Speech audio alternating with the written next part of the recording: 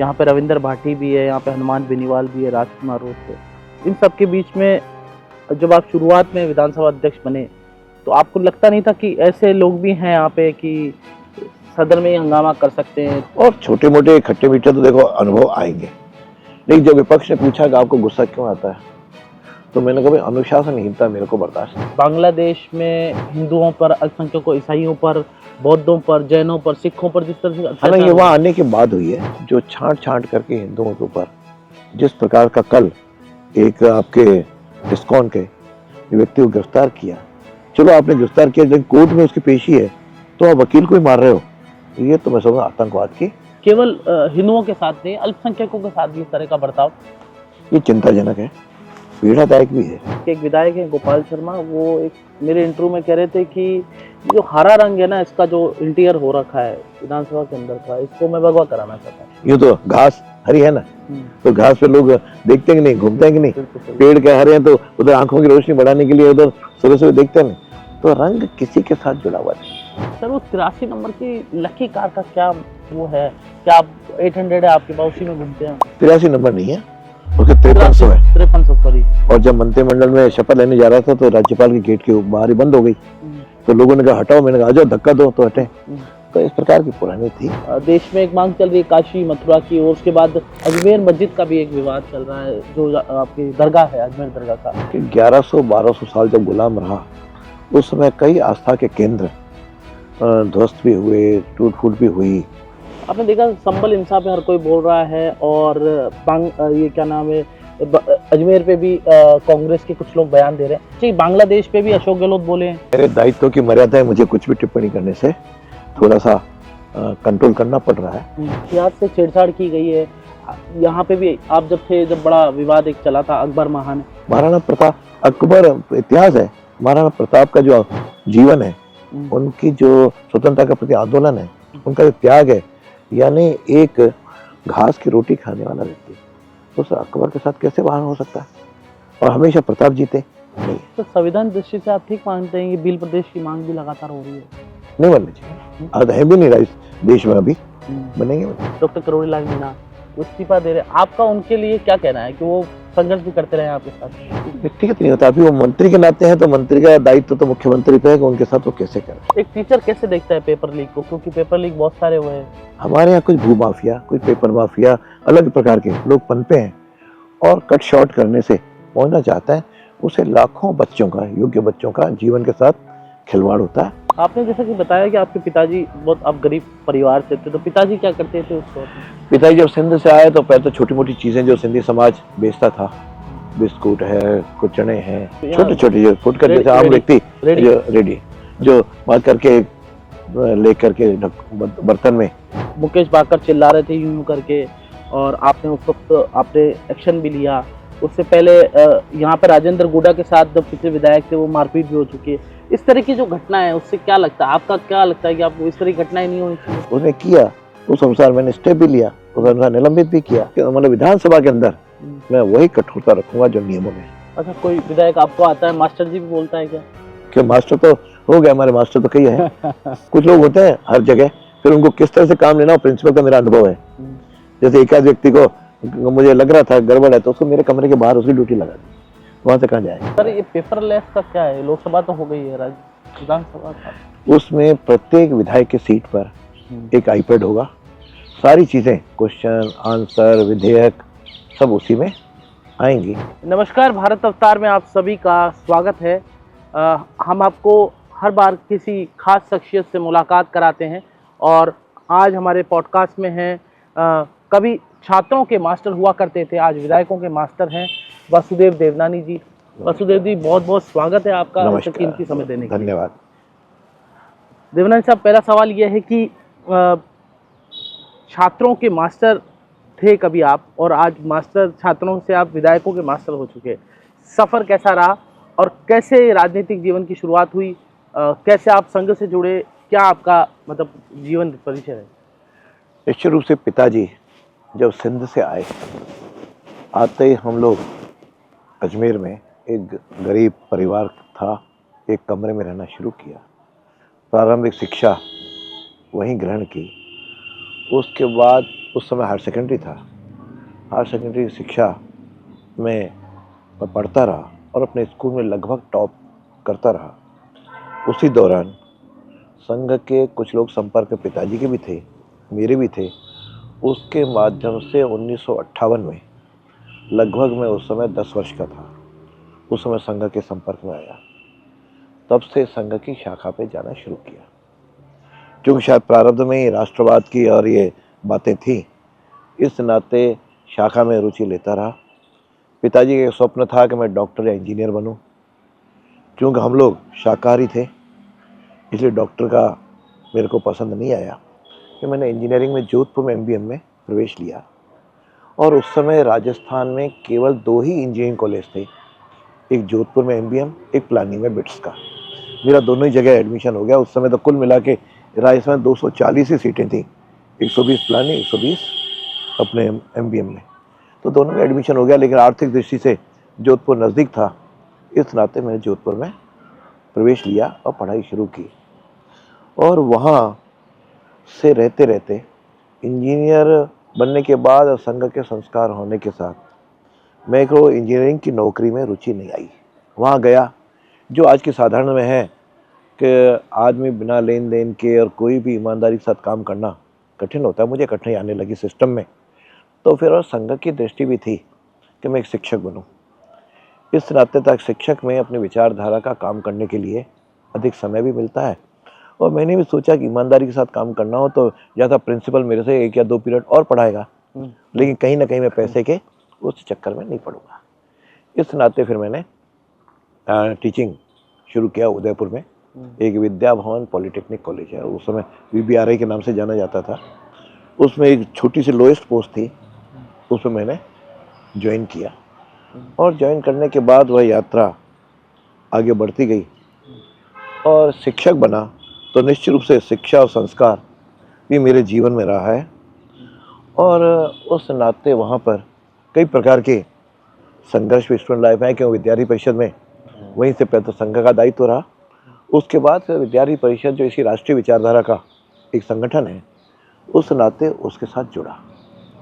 और मुझे आज कहते हुए मन में सुखद अनुभूति है कि लगभग मैं 30 वर्ष तक उस संगठन में विद्यार्थी जीवन में मैंने काम किया। राजनीति मेरी कभी कोई रुचि नहीं। सरलता, सादगी, मितव्ययता, मेरे कर्तव्य का पालन, ये मेरे स्वभाव में संघ के संस्कारों के कारण मेरे यहाँ रहा। और सदैव विद्यार्थियों में काम करते करते नई पीढ़ी में भी राष्ट्र का भारत माता की जय हो, इस प्रकार का संस्कार जगे। तो शुरू में एक महानगर से लेकर के और प्रदेश अध्यक्ष और राष्ट्रीय कार्यकारिणी के तक के दायित्व मेरे पास रहे। शायद मैं अकेला तो नहीं कहता, लेकिन 30 वर्ष तक एक ही संगठन में काम करने का मुझे अवसर मिला और यूथ में काम करने का मिला। और कॉलेज में भी यूथ रहा, तो इसके कारण से मेरे जो भाव थे वो हमेशा युवकों के बीच में रहा और ऊर्जा मेरी बनी रही। वहाँ 30 वर्ष तक काम करने के बाद 2000 के अंदर मुझे वापस मैं संघ के दायित्व में आया, तो प्रचार प्रमुख का प्रांत के दायित्व मिला। आराम से कहता उसको रुचि थी नहीं। तो अचानक 2003 के अंदर जून में मेरे पास अपने कुछ बंधु आए कि हम चाहते हैं कि इस बार अजमेर से आप चुनाव लड़ें। मैंने एक बार मना कर दिया कि मेरा कोई स्वभाव नहीं है, और चूँकि आप अजमेर से कह रहे हैं, अजमेर छोड़े हुए तो मेरे को ये माता जी पिता ही रहते थे, हर 2 महीने में आना जाना तो रहता था, महीने 2 महीने में, लेकिन मेरा आम जन के साथ कोई नहीं है। विद्यार्थी के कार्यकर्ताओं से, संघ के जो विचारवाद संगठन है उनके साथ मिलना जुलना होता था। तो मैं कहता हूँ कई बार भाग्य आदमियों को खींच लाता है। यदि मैं पॉलिटिक्स में हूँ तो बाई डेस्टिनेशन हूँ, तो कोई अतिशयोक्ति नहीं होगी। संघ के वरिष्ठ लोगों ने भी जो आदेश दिया तो तय किया कि जब उनका आदेश है तो मैं पालन करना है। उससे बड़ी एक रोचक घटना और हुई कि मुझे उस समय के जो टिकट वितरण होता था, पार्टी के बड़े लोगों ने उन्होंने बुलाया और पूछा कि आप कितना खर्च करोगे। तो मैं सरलता से कहा 1 महीने की तनख्वाह जो अध्यापक के पास होती है। बड़े हंस दिए, उन्होंने कहा लाला इसमें तो टिकट नहीं मिलता। तो मैंने भी उस समय जवान ने मैंने कहा आपसे मांगा किसने, मैं अपने घर चला आया। फिर संगठन ने जो भी विचार विमर्श करके तय किया था, तो अचानक मैं कॉलेज के प्रिंसिपल के बैठा था, तो उसी समय टीवी पे चला टिकट की घोषणा अजमेर पश्चिम वासुदेव देवनानी। तो बाहर आया, मैंने संगठन के लोगों को टेलीफोन किया, उन्होंने कहा आपका हो गया, आप आ जाओ। तो छोटी सी अटैची लेकर के मैं अजमेर आया। इतना मेरा सफ़र था। फिर अजमेर आया तो चुनाव कैसे लड़ा जाए, तो चुनाव लड़ने के लिए पैसा भी चाहिए। तो मेरे को प्रदेश कार्यालय से कुछ राशि दी, कुछ राशि मेरे वहाँ पे तो संघ के संसदों ने या कुछ मित्रों ने इकट्ठी की। पहला चुनाव 10 लाख इकट्ठे हुए, 8.5 लाख में लड़ा और 1.5 लाख जाकर के मैंने लौटा दिया पार्टी कार्यालय में। तो ये मेरी पहली चरण थी।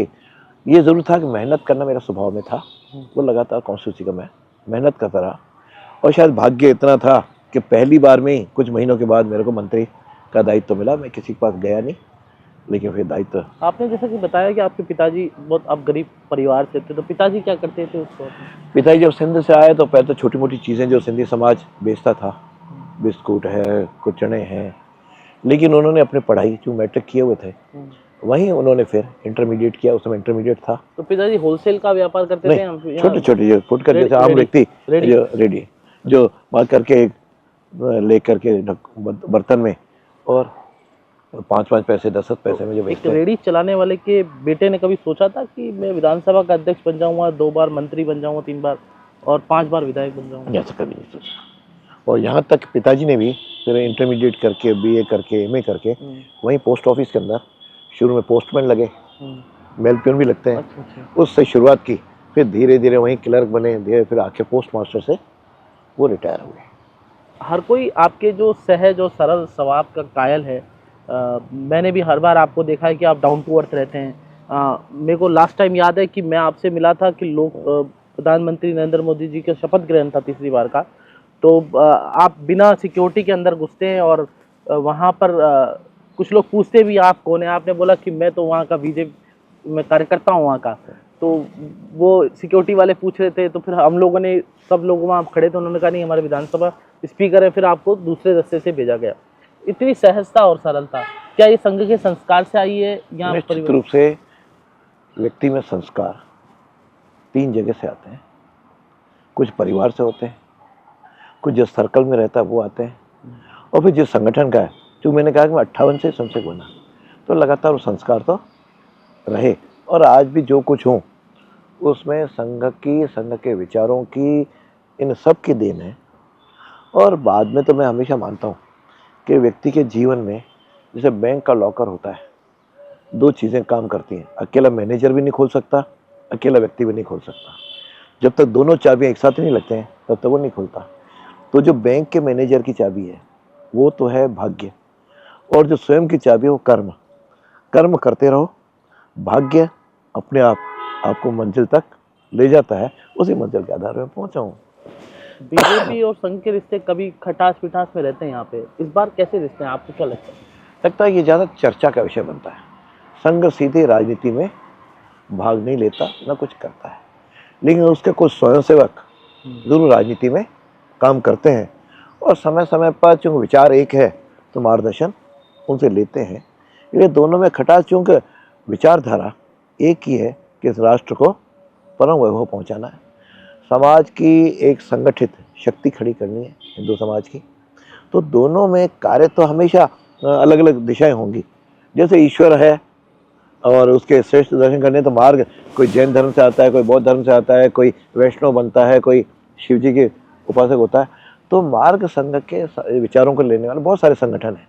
संघ उसके मूल प्रेरणा का केंद्र है, वह ज़रूर अपनी दिशा देता है, लेकिन उसके कारण से कोई खटास मिठास नहीं होता। ये तो मैं समझता कई बार तो मीडिया और कई बार कुछ लोग उस चर्चा को हवा देते हैं, और निश्चित रूप से चटपट बात होती है तो बात आगे बढ़ती है।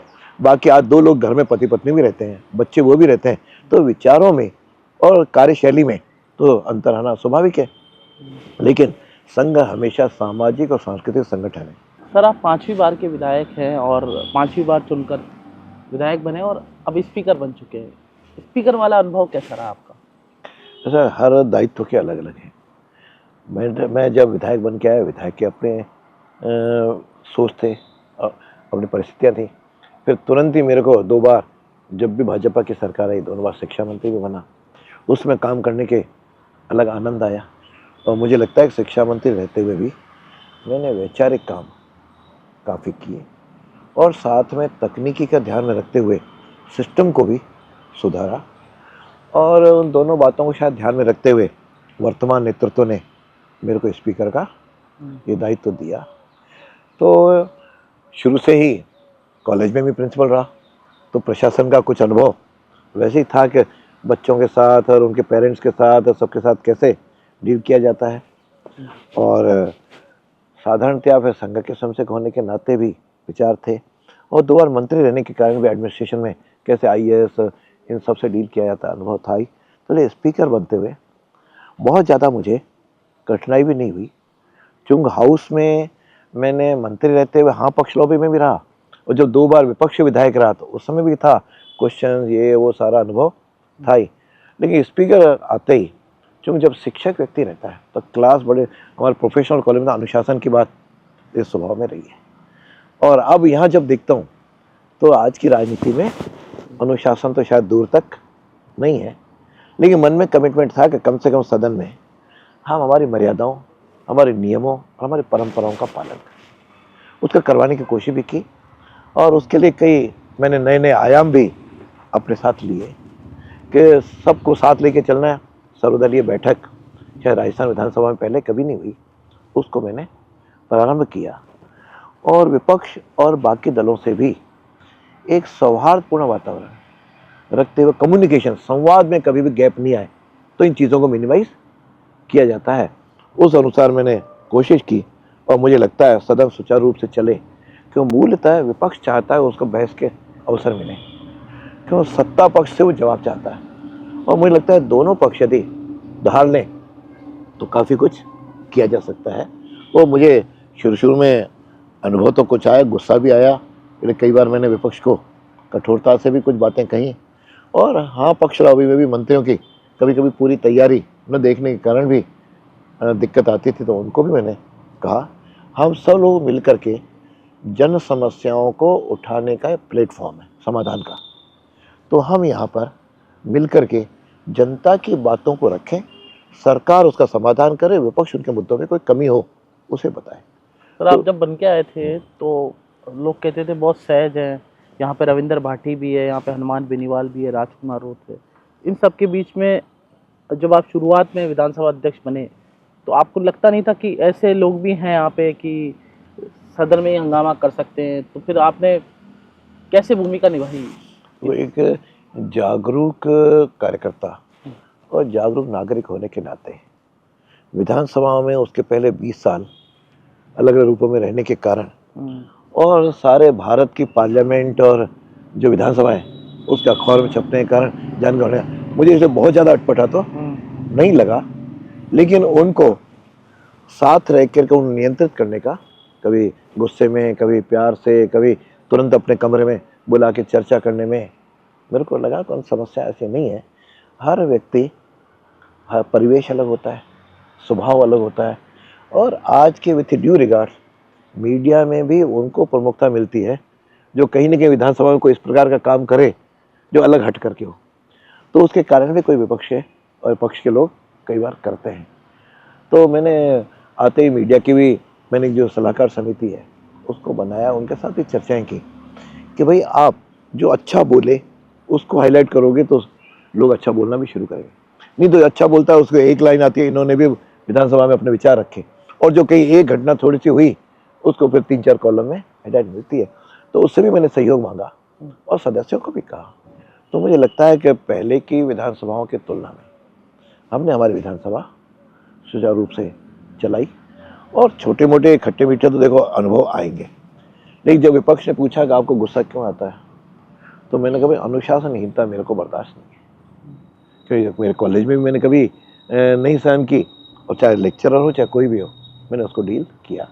तो यहाँ भी मुझे लगता है वर्तमान वातावरण में कुछ परिवर्तन के अपने को भी थोड़ा सा हैंडल करने का को मेथोडोलॉजी के साथ करना पड़ेगा, क्योंकि घरों में हो गया परिवर्तन, जो समाज में परिवर्तन आएगा वह परिवर्तन आपको घर में भी दिखेगा, वह परिवर्तन आपको हर क्षेत्र में दिखेगा। वो तो राजनीतिक क्षेत्र में दिख रहा है, लेकिन उसका कोई बड़ी प्रॉब्लम नहीं है। सर जनता जो देखती है बाहर से, जो मतलब टीवी पे या यूट्यूब के आपके चैनल पे देखते हैं विधानसभा के, उनको लगता है कि विधायक बार बार उठता है, समस्या उठाता है। आपके लिए कितना टिपिकल हो जाता है जब 4 विधायक एक साथ उठ जाते हैं और उस समय मैनेज करना सब चीजें? उसमें जो नियमों में है केवल उसी का ही मैं सुनता हूँ, बाकियों को बैठा देता हूँ। और बहुत अधिक करता है तो उसको फिर अंकित नहीं हो करके भी कंट्रोल किया जा सकता है। उसके माइक भी कई बार अपने ऑटोमेटिक रुक जाते हैं। तो इस तरह से, और हर एक को अवसर दे दो तो ठीक है, थोड़ी देर बाद वो बोलेगा। लेकिन होता है कई बार कि हर एक मंत्री का उत्तर से संतुष्ट नहीं होते। कई बार विपक्ष उसमें से भी निकाल करके जो चीज़ है नहीं वो चीज़ पूछना शुरू कर देता है, इस प्रकार का। लेकिन मुझे सदन चलाने पहली बार का अनुभव था, लेकिन मुझे कोई दिक्कत नहीं आई, क्योंकि सभी से मेरे सौहार्दपूर्ण पिछले 20 साल होने के कारण जितने भी आए हैं, ऐसा कोई शायद नए विधायक को छोड़ करके पुराने सबसे मेरा संपर्क है।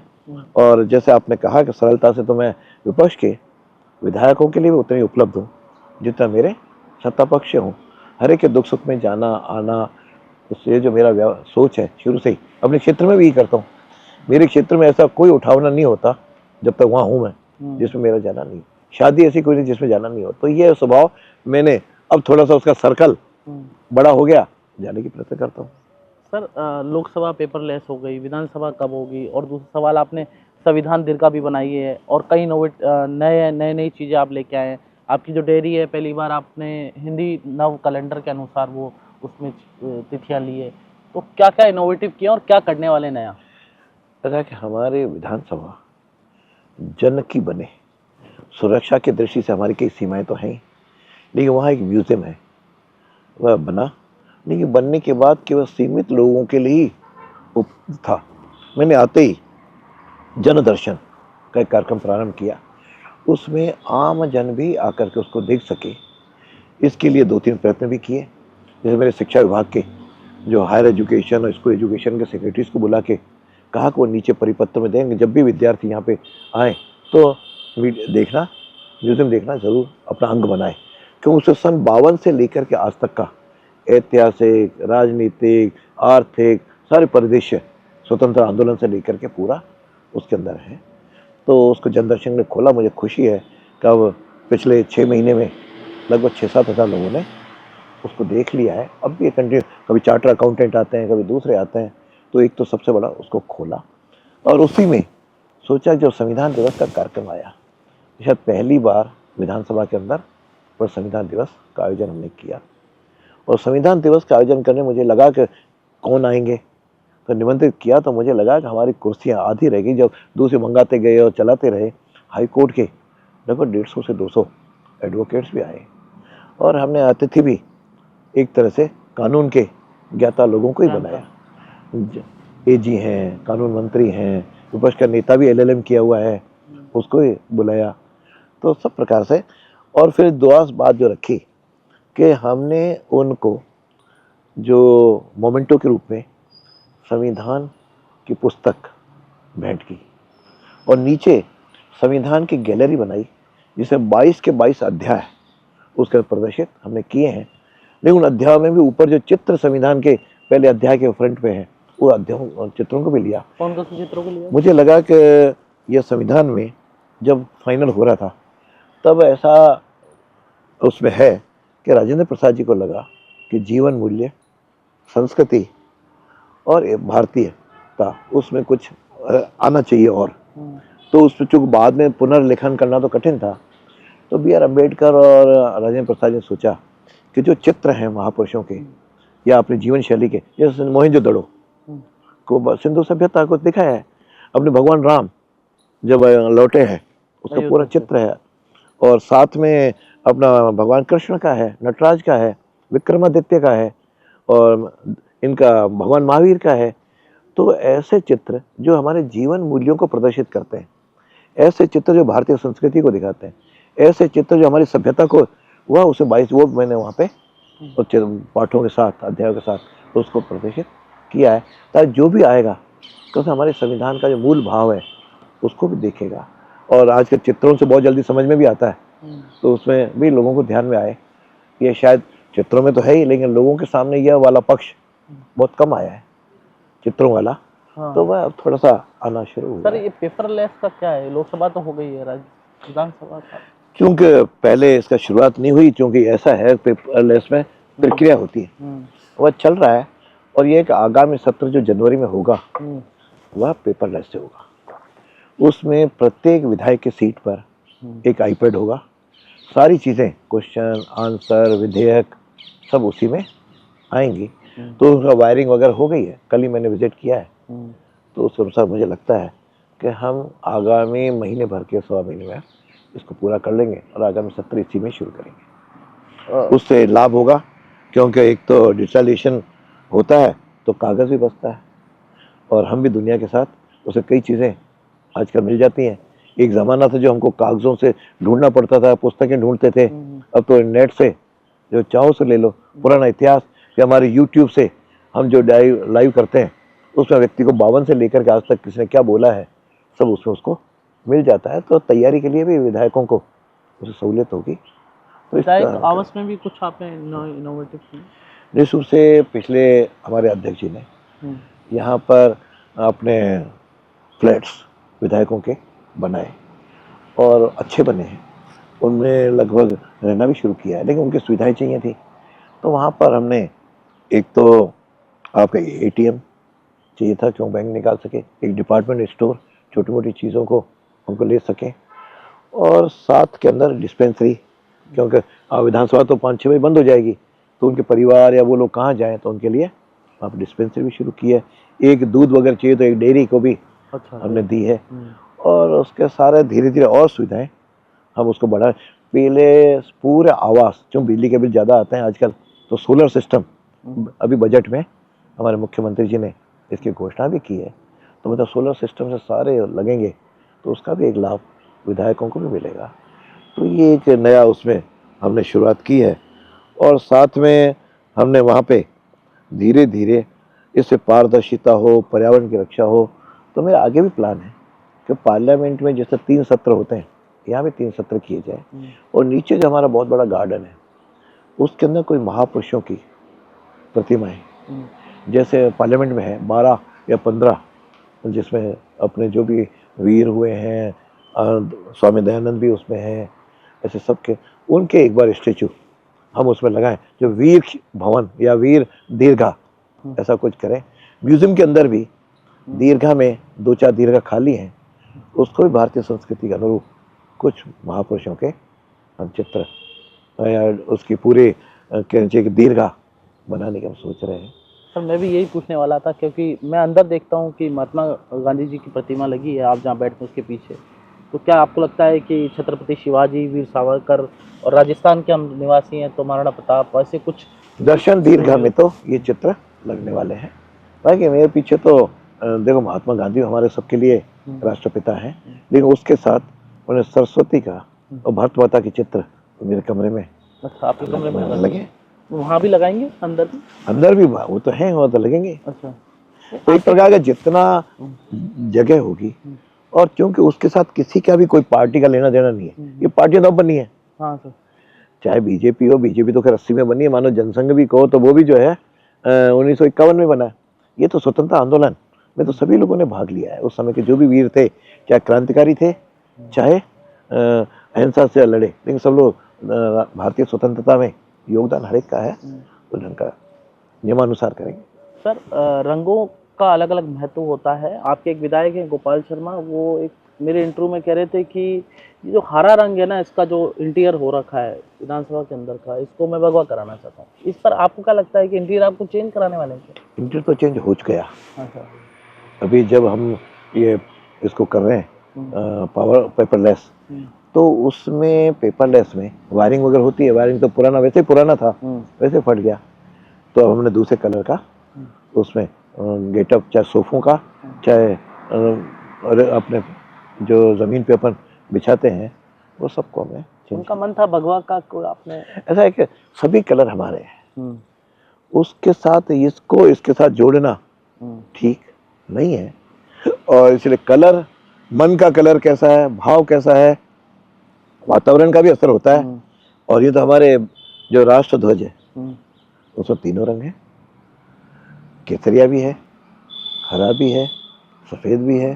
तो किसी रंग के साथ, किसी धर्म या किसी समुदाय के साथ कोई रंग को आइडेंटिफाई नहीं करना चाहिए। यूँ तो घास हरी है ना, तो घास पे लोग देखते हैं कि नहीं, घूमते हैं कि नहीं, पेड़ के हरे हैं तो उधर आंखों की रोशनी बढ़ाने के लिए उधर सुबह सुबह देखते हैं नहीं।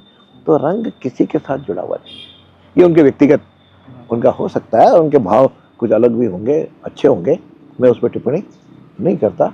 लेकिन हाँ, सब रंग अच्छे हैं। जब भगवा से त्याग और समर्पण का भाव डेवलप होता है, उसका प्रेम रखना चाहिए। और जो हरा है, हरा हमेशा आपको खुशहाली और उसका प्रतीक है, तो स्मृति का, तो उसके साथ भी देवनानी जी किस रंग को आगे रखते हैं, भगवा को या हरे को? राष्ट्र ध्वज के आधार पर राष्ट्र ध्वज ऊपर केसरिया है, उसके बाद सफेद है, उसके बाद हरा है, तो आप भगवे को आगे रखते मैं तो मेरे लिए तीनों, मेरी जो मर्यादाएं हैं और मैं जो दायित्व पे हूँ, मेरे लिए सब बराबर है। व्यक्तिगत मेरी कोई चॉइस हो सकती है कि मेरे को केसरी रंग ज़्यादा पसंद हो, ये हो सकता है। लेकिन जब मैं उस संवैधानिक पोस्ट पे हूँ, विधानसभा में काम करता हूँ, तो उस समय मेरे लिए उसकी आवश्यकता के अनुसार और योग्यता के अनुसार, उसके अनुसार उसके बारे में निर्णय हम लोग करते हैं। सर, सदन में दिया कुमारी जी बजट पढ़ रही थी और डॉक्टर साहब जी बार बार खड़े हो रहे थे और आपने एक फिल्मी स्टाइल में कहा कि स्प्रिंग लगी हुई है क्या? तो स्पॉन्टली ये चीज़ें आना कैसे आई सर आपके? आपने कहा कि अब इसका तो कोई विवेचन नहीं किया जा सकता, लेकिन जब भी नियम है, सदन का नेता कोई खड़ा होकर बोले, चाहे विपक्ष का नेता खड़ा हो, किसी भी दल सदस्य को बीच में बोलने का अधिकार नहीं है। और जब वित्त विभाग बजट पेश होता है, तब भी शांति से, चाहे पार्लियामेंट हो चाहे कहीं हो, सुनना होता है। कोई यदि बार बार बोलेगा तो निश्चित उसको टोकना और बैठाना ये मेरा कर्तव्य बनता है, इसलिए मैंने कहा। उसके बाद वो बैठ भी गए। सर, आपको लगता नहीं कि आजकल मर्यादा नहीं रही सदन में? वो मुकेश बाकर चिल्ला रहे थे यूं यूं करके और आपने उस वक्त आपने एक्शन भी लिया। उससे पहले यहाँ पर राजेंद्र गुडा के साथ जो पिछले विधायक थे वो मारपीट भी हो चुकी है। इस तरह की जो घटना है उससे क्या लगता है, आपका क्या लगता है कि आपको इस तरह की घटनाएं नहीं होनी चाहिए? मुझे लगता है ये उचित नहीं है, नहीं होने चाहिए। इसको रोकने का सभी को प्रयत्न भी करना चाहिए और सहयोग भी करना चाहिए। जिस नाते एक आध बार हुआ, धारीवाल जी कुछ बोले तो बाद में उनको जब निर्देश दिया तो क्षमा भी उनको मांगनी पड़ी सदन से, क्योंकि सदन की गरिमा रखना केवल अध्यक्ष का दायित्व नहीं है। सदन की गरिमा रखना 200 के 200 सदस्यों का कर्तव्य है। उस नाते मेरे को उन सबको बैलेंस करके चलना, और जो समाज की बातें करते जो उसका असर तो देखो उन्हीं पर समाज में से विधायक आएंगे, लेकिन उनकी मर्यादाओं का पालन कराना ये अध्यक्ष का काम होता है, जो मैं कुछ जगह कठोरता से भी करता हूँ। वो सदस्य ने जो भाकर जी जिसका आपने नाम लिया, उसने किया, उस अनुसार मैंने स्टेप भी लिया, उस अनुसार निलंबित भी किया, क्योंकि परंपराओं में नियम वगैरह सब लिखे हुए हैं, उसके अंदर पालन करना। लेकिन इसका उन्होंने किसी को बिल्कुल आप जो है ना सजा दे रहे हो, उसको रियलाइज कराना और भविष्य में न हो, वो दृष्टि से सजा दी जाती है। घर से भी कई बार माँ कहती है ना, घर से बाहर चले जाओ, लेकिन जब तक वो नहीं लौटता तो माँ भोजन भी नहीं करती। तो ऐसे भी सदस्य मेरे छोटे भाई है, मेरे अंग हैं, तो इस प्रकार से उनको, हाँ, क्लास के मतलब विधानसभा के अंदर मैं वही कठोरता रखूंगा जो नियमों में है। विधानसभा के बाहर आकर के समझाऊंगा भी, बातचीत भी करेंगे, व्यक्तिगत भी मिलेंगे, और दोनों से उसका अनुशासन बना रहेगा। अच्छा, कोई विधायक आपको आता है मास्टर जी भी बोलता है क्या? ऐसा तो कोई नहीं, बस प्रिंसिपल साहब बोलते हैं, अध्यक्ष बोलते हैं, हर एक का प्रिंसिपल साहब भी बोलते हैं? प्रिंसिपल साहब बोलते हैं, क्यों मास्टर तो हो गए, हमारे मास्टर तो कई है। तो प्रिंसिपल साहब बोलते तो आपको पुराने दिन याद आ जाते होंगे कि? स्वाभाविक है, क्योंकि होना स्वाभाविक है। और कई बार कहता हूँ गुस्सा भी आता है, कई बार फिर कहता भी हूँ बैठने का, इसलिए मुझे कई बार वो अनुभव भी सदन चलाने में सहभागी बन रहा है कि उस अनुसार किस तरह रखना, क्या रखना। और इसलिए मैं अधिकांश समय वहाँ भी बैठता हूँ। जब सदन नहीं होता तो भी मैं सदन के अंदर जो समितियाँ रहती हैं हमारी, उनकी बैठकें होती हैं, तो आधे विधायक तो उसमें कहीं ना कहीं रोटेशन में आते हैं, तो मेरे कमरे में भी आते हैं, तो अनौपचारिक चर्चा भी होती है। कई चीज़ें अनौपचारिक से भी ठीक हो जाती है। कुछ विधानसभा के जो एम्प्लॉइज हैं उनसे मेरी बात हो रही थी, तो कह रहे थे कि we have seen first time this kind of speaker, कि वो तो ड्यूटी की तरह आते हैं, जैसे 10 बजे से 6 बजे की ड्यूटी होती है ना। आप सुबह नियमित जाते हैं सर? मैं जब भी जयपुर हूँ नियमित रूप से 10:30 के आसपास विधानसभा जाता हूँ। बीच में थोड़ा भोजन अवकाश के लिए कई बार घर आ जाता हूँ, और शाम को लगभग 6 बजे तक वहीं रहता हूँ। रूटीन बना लिया? हाँ, जब यहाँ नहीं हूँ, अजमेर हूँ या कहीं और प्रवास पे हूँ, वो दिन छोड़ दीजिए। तो विधानसभा स्टाफ है जो आपका, उसके लिए क्या नया करने वाले हैं? उसके लिए भी मेरे ध्यान में जिनके जितने प्रमोशन है, अभी मैंने पिछले दिनों 47 लोगों का एक साथ प्रमोशन किए। मेरा सोचे उनसे काम कस के लो, लेकिन उनका जो ड्यू है वो उनको समय पे दो। इस अनुसार हमने प्रयत्न किया है। और अभी कुछ लोगों से भी कॉमनवेल्थ कंट्रीज का मेरा टूर भी था, हाँ। उसमें भी कुछ लोग जुड़े, उन्होंने मेहनत भी की, विषयों को भी निकाला, और मुझे लगा कि सब लोग काम, कुछ लोग होते हैं हर जगह, फिर उनको किस तरह से काम लेना, प्रिंसिपल का मेरा अनुभव है। जैसे एक आध व्यक्ति को मुझे लग रहा था गड़बड़ है, तो उसको मेरे कमरे के बाहर उसकी ड्यूटी लगा दी, वहां से कहाँ जाएगा। तो ऐसे मिला करके कॉमनवेल्थ का जो टूर था बड़ा चर्चा में रहा, लोगों ने स्वागत भी किया, राजस्थान भर से लोग आपके पास आए, जगह जगह खुद ने लोगों ने कि भी हमारे स्पीकर गए हैं, तो एक पोस्टर भी लगाए। क्या अनुभव रहा वहाँ पे? देखो, ये कॉमनवेल्थ कंट्रीज के स्पीकर्स की हर साल कॉन्फ्रेंस होती है। उस कॉन्फ्रेंस के बाद हर स्पीकर 3 अपने कंट्रीज में स्टडी टूर के लिए जाता है। तो मैंने इस बार अपने उसे 3 देश चयन किए। लेकिन वहाँ पे लगा कि भारतीय लोग सभी जगह हैं, मेहनत के साथ, अपने आचरण के साथ, अपने व्यवहार के कारण उन्होंने वहाँ के लोगों का मन जीता है। और हर कंट्री की अलग विशेषताएं हैं। और आज भी आप यदि इंडोनेशिया जाओ तो उनके हाथ में नमस्कार सभी को करें, आपस में मिलेंगे तो नमस्ते करते हैं। तो ये शायद पुरानी जो अपनी संस्कृति है, जो कहते हैं भारत विश्वगुरु था, विश्वगुरु शासन नहीं था उन पर, ये हमारी आध्यात्मिकता, हमारी सांस्कृतिक वह जो थी वह सब जगह पहुंची थी, उसका असर है। जापान में बौद्ध का वो अच्छा अवसर है। लेकिन मुझे लगा कि राष्ट्रीय विचार के लोग सभी जगह हैं। तो मेरा राजस्थान वासियों से मिलना हुआ, वैचारिक लोगों से भी हर जगह मिलना हुआ, और साथ में सिंधी समाज के लोग भी आए, मारवाड़ी समाज के लोग भी आए, उनसे भी चर्चा हुई। सब लोग अच्छे खुशी व व्यवसाय में निपुण हैं। और चूंकि राजस्थानियों का तो कहना ही है, जहाँ जाएंगे वहाँ पर डंका जाके झंडा गाड़ी आएंगे। तो मैंने देखा कि जापान के अंदर ज्वेलरी वाले जो किसी दुकान पे काम करने के लिए बहाने गए, वहाँ पर स्वयं का व्यवसाय करके आज कईयों को नौकरी देने लग गए। और हर कंट्री का अपनी विशेषता थी। जैसे इंडोनेशिया का विषय, तो उसमें बाली गया था, तो बाली में आध्यात्मिकता थी। सिंगापुर जाओ तो सिंगापुर के अंदर टूरिज्म के हिसाब से बहुत सारी चीज़ें हैं। फिर सिंगापुर में संयोग रहा कि वहाँ जो यूनिवर्सिटी है उसमें एक प्रोफेसर हैं, वो मेरे विद्यार्थी रहे, वो मिल गए। तो निश्चित रूप से होता है। कहीं गया तो एक बार विद्यार्थी परिषद के कुछ लोग जो पूर्णकालीन कभी भारत में रहे, वो लोग वहाँ मिल गए। तो चर्चा का सार क्या रहा, जो चर्चा आप लोगों ने? चर्चा का सार है कि वहाँ का डेमोक्रेटिक सिस्टम हम देख कर के आए, उसमें से जो कुछ चीज़ें ठीक, लेकिन फिर भी आज कह सकता हूँ भारत का लोकतंत्र, भारत का संविधान, भारत की स्थिति सब दुनिया में सबसे अच्छी कहूँ तो कोई अतिशयोक्ति नहीं। आप बाहर गए तो सर चर्चा तो अनौपचारिक ये भी हो रही होगी, बांग्लादेश में हिंदुओं पर, अल्पसंख्यकों, ईसाइयों पर, बौद्धों पर, जैनों पर, सिखों पर जिस तरह से हालांकि ये वहाँ आने के बाद हुई है, पहले उस समय वो ये घटना नहीं थी। लेकिन निश्चित रूप से बड़े कष्टदायी है, क्योंकि हर जगह हर नागरिक को वहाँ पर उसकी सुरक्षा, उसको व्यापार करने की सुविधा, पढ़ाई की सुविधा, यह तो आधारभूत रहा है। लेकिन जो कुछ हो रहा है दुर्भाग्यपूर्ण हो रहा है, और विश्व इसकी कई देश निंदा भी कर रहे हैं। मैं समझता हूँ भारत सरकार भी इस पर गंभीरता से विचार कर रही है, तो वो कोई ना कोई स्टेप ज़रूर उठाएंगे। हमारे यहाँ भी तो अल्पसंख्यक हैं और हमारे उनको बराबर के अधिकार दिए हुए हैं। तो वहाँ पे जो छांट छांट करके हिंदुओं के ऊपर जिस प्रकार का कल एक आपके इस्कॉन के व्यक्ति को गिरफ्तार किया, चलो आपने गिरफ्तार किया, लेकिन कोर्ट में उसकी पेशी है तो आप वकील को ही मार रहे हो, ये तो मैं समझ आतंकवाद की और अति है, जिसके कारण कह सकता हूँ कि इस प्रकार का गतिविधियाँ विश्व के सारे देशों को मिल करके इसके उचित निर्णय करना चाहिए, उचित स्टेप भी उठाए जाने चाहिए, ताकि हर कंट्री में हर व्यक्ति मानव अधिकार के लिए, बड़े बड़े लोग बात करते हैं, लेकिन मुझे लगा कि अभी भी मानव अधिकार की बात करने वाले कई लोग चुप हैं, तो उनको आगे आना चाहिए।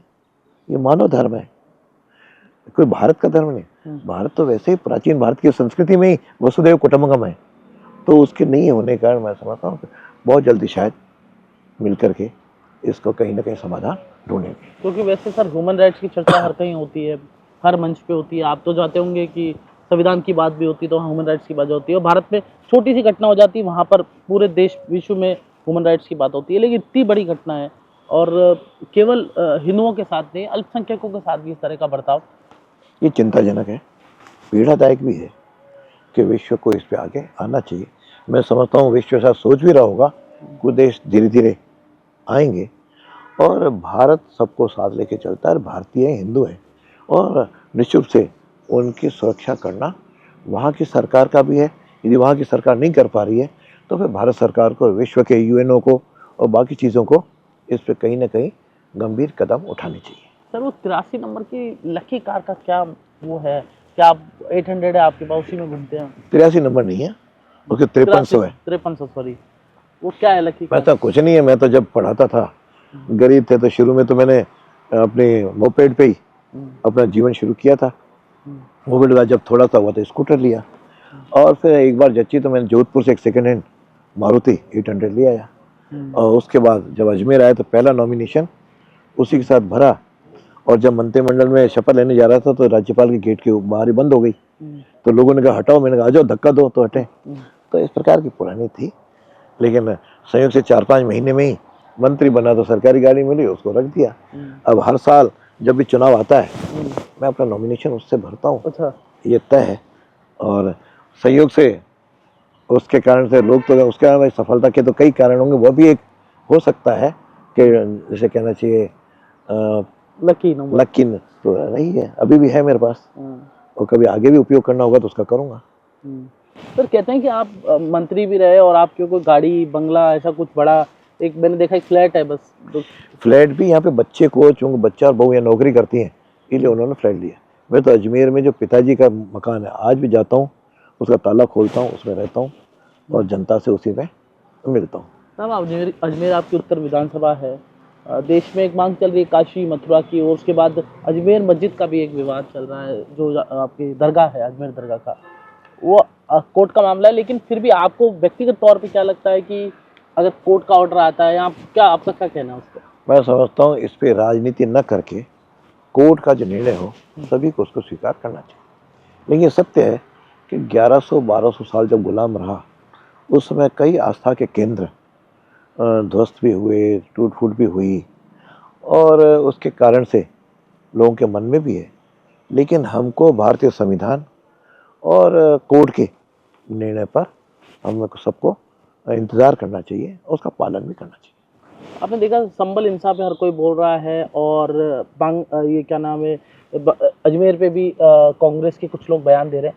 लेकिन आपको लगता है कि जस्टिफाई ये भी होना चाहिए, बांग्लादेश पे भी अशोक गहलोत बोले हैं, और कांग्रेस के जो और लीडर्स हैं वो बांग्लादेश की हिंसा पे भी बोले, जिस तरह मेरे दायित्व की मर्यादा है, मुझे कुछ भी टिप्पणी करने से थोड़ा सा कंट्रोल करना पड़ रहा है। बाकी ज़रूर है, हर राजनीतिक दल को समान रूप से जहाँ पर इस मुद्दे पे बोले हैं उन मुद्दों पे भी उनको बोलना चाहिए, और मानवता के साथ खड़े होकर के भारतीयों के लिए आगे आना चाहिए। सर ये वीडियो क्लिप्स क्या विधायकों को मिल जाती है जो आप? हाँ, पहले ये क्लिपें नहीं मिलती थी, फिर उसके बाद शुरू हुआ तो हम उसको सेशन के अंत में देते थे। अब जिस दिन विधायक बोलेगा उसी दिन शाम को उसके बोले हुए की क्लिप उसको मिल जाएगी, ताकि अपने क्षेत्र में जाकर के उसका प्रचार प्रसार कर सके। सर आपको लगता है कि आप शिक्षा मंत्री थे, इतिहास से छेड़छाड़ की गई है यहाँ पे भी, आप जब थे, जब बड़ा विवाद एक चला था अकबर महान, क्या आपको लगता है कि जो इतिहासकार थे उन्होंने कुछ सही नहीं पढ़ाया है, सही नहीं लिखा है? कुल मिलाकर के एक बात बड़ी स्पष्ट है कि जब अंग्रेज़ों का शासन था उन्होंने हमको मूल जड़ों से हटाने का प्रयत्न किया, तो उस समय शिक्षा के पे अधिक परिवर्तन हुए, अधिक अटैक हुआ, जिसके कारण से शिक्षा केवल अंग्रेज़ों का था कि एक क्लर्क बनाने वाली शिक्षा शुरू की जाए, उसके कारण से आया। लेकिन स्वतंत्रता के बाद भी उसमें जो परिवर्तन तुरंत किए जाने चाहिए थे वह नहीं हुए, और धीरे धीरे जागरूकता भी आई है, सत्ताएं भी अलग पार्टियों की आने लगी हैं, उस कारण से परिवर्तन हो रहा है। और मैंने भी उस समय 200 से अधिक वीर और वीरांगनाओं के पाठ जोड़े, क्यों मेरा स्पष्ट कहना है शिक्षा क्यों दी जाती है। शिक्षा इसलिए दी जाती है कि श्रेष्ठ नागरिक बने, जो अपने इतिहास पर, अपने देश पर गर्व की अनुभूति करे, अपने संस्कृति पर भी वह गर्व करे। इस तरह के पाठ, महाराणा प्रताप, अकबर इतिहास है, महाराणा प्रताप का जो जीवन है, उनकी जो स्वतंत्रता के प्रति आंदोलन है, उनका जो त्याग है, यानी एक घास की रोटी खाने वाला व्यक्ति उस अकबर के साथ कैसे बाहर हो सकता है। और हमेशा प्रताप जीते। अब हल्दी घाटी के तो कई चिन्ह भी मैंने उसमें दिए कि हल्दी घाटी में प्रताप जीते। नहीं, मतलब धीरे धीरे जनता के सामने आ रहा है, समय लगता है, लेकिन सत्य कभी छिपता नहीं है। तो संविधान दृष्टि से आप ठीक मानते हैं कि बिल प्रदेश की मांग भी लगातार हो रही है? क्योंकि आप संविधान की चर्चा भी कर कई ये पॉलिटिकल क्वेश्चन है, लेकिन कभी अभी तक मेरे सामने आई नहीं मेरे प्रदेश के बारे आपके विधानसभा में भी उठा था ना सर, वो बीएपी के विधायकों ने में। अभी तक तो नहीं कहा, मेरे सामने तो नहीं कहा है। बीएपी के 2-3 मैं हिंदू नहीं हूँ ये भी बोला। देखो ये बाहर क्या बोलते हैं हर एक का है, लेकिन साधारणतया यह संविधान के अंतर्गत ही लोगों को बोलना चाहिए, और जिसमें देश की एकता और अखंडता की रक्षा हो सके और किसी की भावनाओं को आहत न हो। संविधान के अनुसार सर किसी जाति धर्म के आधार पर क्या आपको लगता है कि प्रदेश बनने चाहिए? नहीं बनने चाहिए, आज है भी नहीं राइस देश में, अभी बनेंगे नहीं। एक सर ये सवाल है कि आपके मित्र हैं पुराने, व्यक्तिगत सवाल है, डॉक्टर करोड़ी लाल मीणा वो इस्तीफा दे रहे, आपका उनके लिए क्या कहना है कि वो संघर्ष भी करते रहे आपके साथ में? यह विषय मुख्यमंत्री और उनके बीच का है, इस पर कोई टिप्पणी तो फिर भी सर आपका उनको किस तरह से देखते हैं आप डॉक्टर करोड़ी लाल मीणा को? व्यक्तिगत नहीं होता, अभी वो मंत्री के नाते हैं तो मंत्री का दायित्व तो मुख्यमंत्री पे है कि उनके साथ वो कैसे करें, लेकिन एक पार्टी के अंदर मिल करके चलना, जनता के हित की बात करना, अनुशासन की पार्टी की पालना करना, ये प्रत्येक व्यक्ति का कर्तव्य है, जो प्रत्येक व्यक्ति से वो शायद उनसे भी अपेक्षित है। एक टीचर कैसे देखता है पेपर लीक को, क्योंकि पेपर लीक बहुत सारे हुए हैं? पेपर लीक तो दुर्भाग्यपूर्ण है, कहीं ना कहीं प्रशासनिक भी उसमें कमियां ध्यान आती हैं, और जिस तरह से इस समय भोगवादी संस्कृति में किसी भी तरह सारा पैसा मुझे मिले, सारा पद मिले, तो इस तरह के भाव जो डोमिनेट हो रहा है, वो डोमिनेट की तरह हमारे यहाँ कुछ भू माफिया, कुछ पेपर माफिया, अलग प्रकार के लोग पनपे हैं और कट शॉर्ट करने से पहुंचना चाहता है, उसे लाखों बच्चों का, योग्य बच्चों का जीवन के साथ खिलवाड़ होता है। पेपर लीक को किसी भी हालत में सरकारों को रोकना चाहिए, और रोकने के प्रयत्न भी हो रहे हैं, लेकिन कई बार तो नियुक्तियां, जैसे अब आरपीएससी के 2 मेंबर अरेस्ट हो जाते हैं, ये इससे ज़्यादा शर्मनाक, दुर्भाग्यपूर्ण नहीं होती। और माध्यमिक शिक्षा बोर्ड में रीट की, मैंने भी 2 बार रीट कराई, लेकिन कभी पेपर लीक नहीं हुआ। अब जा करके जो घटनाएं पिछले समय हुई हैं, उसको रोकने के लिए वर्तमान सरकार को कठोरतम कदम उठानी चाहिए। ऐसा ही भर्ती निरस्त होने की, सामने डॉक्यूमेंट्स आ गए, 2 लोग गिरफ्तार हो गए, ये मुख्यमंत्री स्तर का है, पर आपको इस पर मैं व्यक्तिगत कुछ नहीं कहूँगा। पेपर लीक पे आपका कहना है पेपर लीक नहीं होने चाहिए? पेपर लीक नहीं होने चाहिए, हर बच्चे को योग्यता के अनुसार अवसर मिलना चाहिए, और पेपर लीक करने में जो पेपर माफिया लोग लगे उनके खिलाफ कठोरतम कार्रवाई की जाए। नियमों में तो है, लेकिन उसमें तत्काल कार्रवाई की जानी चाहिए, ताकि बच्चों के मन में एक विश्वास भी लटके और इस तरह के बच्चों को प्रोत्साहन न मिले। आप विधानसभा में चर्चा कराएंगे इसकी पेपर लीक? यदि कोई प्रस्ताव रखेगा तो करूँगा। अच्छा सर, 5 छोटे-छोटे सवाल है, आपका आइडियल किसे मानते हैं? मैं आइडल अपने व्यक्तिगत जीवन में तो भगवा ध्वज को मानता हूँ, साथ ही स्वामी विवेकानंद को। आप सर आप किस नेता से आप इंस्पायर हुए अपने जीवन में? अटल बिहारी वाजपेयी, नरेंद्र मोदी, या किस नेता से? देखो वैसे तो सभी राष्ट्रीय नेता हैं, मेरा सभी के साथ संपर्क भी रहा है। मोदी जी वर्तमान परिस्थितियों में, मोदी जी पब्लिक में जननायक के रूप में आ रहे हैं, तो मैं निश्चित रूप से वे उनसे प्रभावित हूँ। जिस प्रकार से बोल्ड स्टेप लेते हैं और जिस प्रकार से उन्होंने विश्व के अंदर भारत का परचम फहराया, तो निश्चित अटल जी की अलग थी, इंदिरा जी के बांग्लादेश के समय अलग रोल था, नेहरू जी स्वतंत्रता तुरंत बाद बने तो उनका एक रोल अलग था। देवनानी जी को क्या खाना पसंद है? जो साधारणतया जो आम नागरिक बोलता है, सब्जी, रोटी और दाल। अच्छा, वो और घूमना कहाँ पसंद है देवनानी जी? घूमना तो अपना देश ही बहुत बड़ा है, और शहर के अंदर रोज लगभग मैं स्वस्थ रहने के साथ 7 किलोमीटर 10,000 स्टेप रोज पैदल चलता हूँ। अभी सवेरे से 3-3.5 स्टेप में सबसे प्यार किसे करते हैं आप? देश से। अच्छा, और सबसे पसंदीदा चीज क्या है आपकी? भारत मेरी पसंद है, बाकी व्यक्तिगत में कोई पसंद नापसंद नहीं है। पढ़ने में क्या पसंद है आपको? पढ़ने में राष्ट्रवादी पुस्तकें, मैंने विवेकानंद के जीवन को भी विस्तार से पढ़ा है, महापुरुषों के जीवन को पढ़ना ये मेरा शौक रहा है। सबसे पहले आपका मित्र कौन बना? इतना ध्यान, जीवन यात्रा इतनी लंबी है कि जो मित्र बनते चले, मेरा आज भी सोच है कि आप रेलगाड़ी में जा रहे हो, सबको साथ लेके चलो, जिसको जहाँ उतरना है उसको उतर जाने दो, आप अपनी गाड़ी को आगे लेते चलो। परम मित्र? सभी परम मित्र है। ठीक है, ये थे वासुदेव देवनानी, जिन्होंने हमसे लंबी बातचीत की और आपको पूरा बताया, लंबा समय दिया। बहुत बहुत धन्यवाद। आप इस पॉडकास्ट को ज़्यादा से ज़्यादा लाइक कीजिए और शेयर कीजिए। आपका कीमती समय देने के लिए बहुत बहुत धन्यवाद। जितेश जेठानी, भारत तख्ता, राजस्थान।